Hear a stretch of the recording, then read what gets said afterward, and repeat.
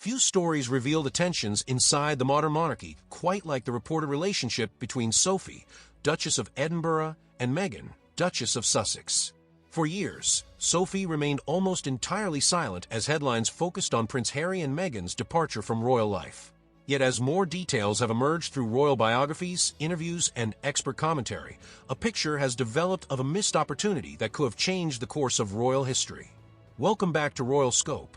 Today, we're looking beyond the headlines and examining why Sophie, Duchess of Edinburgh, has become one of the monarchy's most respected figures, and why discussions about her early connection with Meghan Markle continue to fascinate royal watchers around the world.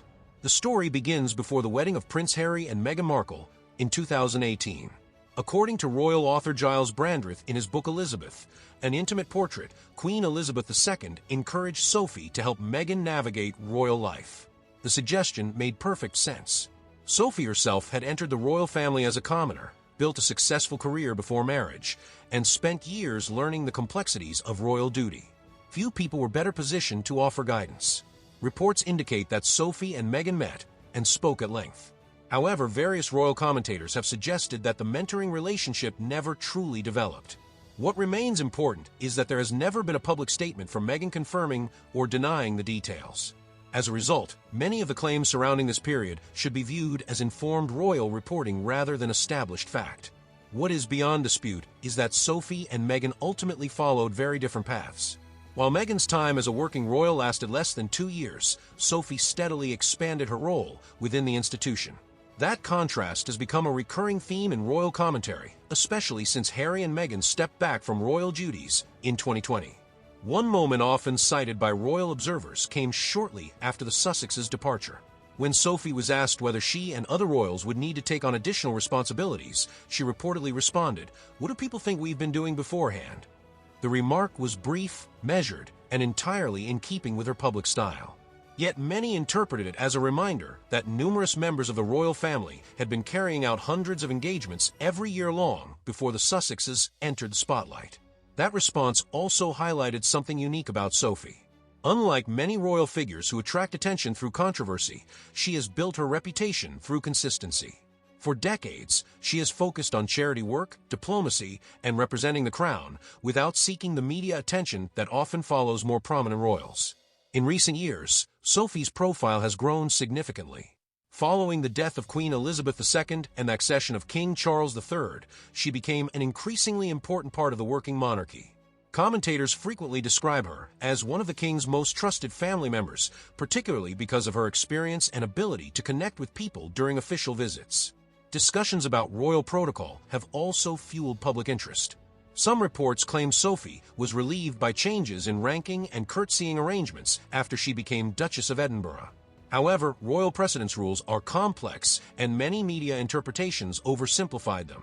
While protocols certainly changed following the deaths of Queen Elizabeth II and Prince Philip, much of the public debate surrounding courtesies and personal feelings remains based on anonymous sources and speculation rather than official confirmation. What can be verified is Sophie's growing influence. She has represented the monarchy on visits related to women's rights, conflict recovery, disability advocacy, and international development. Her visit to Ukraine following Russia's invasion received significant attention, while her long-standing work combating sexual violence in conflict zones has earned praise from organizations across the world. By contrast, Prince Harry and Meghan have focused on building their post-royal lives in California through media projects, charitable initiatives, and business ventures. Their path has been dramatically different from that of working members of the royal family, and comparisons between the two approaches continue to generate debate among royal followers. As we reach the heart of this story, we'd love to hear your perspective. Do you think Sophie, Duchess of Edinburgh, receives enough recognition for her contributions to the monarchy? Let us know in the comments, and if you're enjoying this analysis, remember to like the video and subscribe to Royal Scope for more in-depth royal coverage every week. Perhaps the most revealing aspect of Sophie's story is not what she has said about Meghan, but what she has rarely said at all. In an era dominated by interviews, documentaries, podcasts, and constant commentary, Sophie has largely allowed her work to speak for itself. That approach earned the respect of Queen Elizabeth II and appears to have strengthened her standing under King Charles III. Even when discussing Prince Harry and Meghan, Sophie has generally remained gracious. In a 2020 interview, she expressed hope that the couple would be happy and emphasized that family members had tried to help newcomers adjust to royal life. It was a diplomatic response consistent with the image she has cultivated throughout her decades of service. Ultimately, this story is less about conflict and more about contrast. It is the story of two women who entered royal life from outside the aristocracy and experienced it in very different ways. One chose a new life beyond palace walls. The other remained within the institution, quietly building trust over decades.